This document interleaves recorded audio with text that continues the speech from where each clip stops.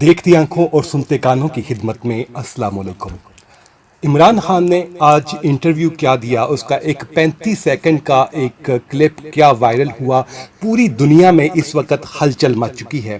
लेकिन इस वीडियो में हम आपको ये दिखाएंगे कि इमरान खान ने 1996 में क्या कहा था और उसके बाद फिर 2019 में क्या बात की, और आज जून 2021 में इमरान खान ने एब्सोल्युटली नॉट कहकर क्या तारीख रकम कर दी, पाकिस्तानियों के साथ किया हुआ क्या वादा पूरा किया।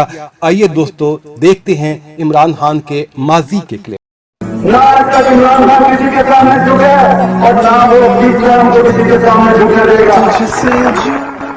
23 साल पहले मैंने एक चीज कही थी, मैं उस पे तक अपनी बात खत्म करता हूं, और वो ये था कि ना आज तक मैं कभी किसी के सामने झुका हूं,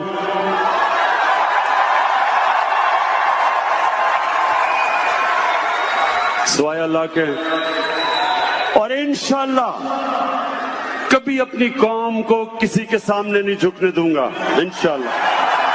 Will you allow the American government to have CIA here in Pakistan to conduct cross-border counter-terrorism missions against Al-Qaeda, ISIS, or the Taliban?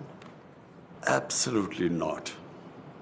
There's no way we're going to Seriously? allow any bases, any sort of action from Pakistani territory into Afghanistan. Absolutely not.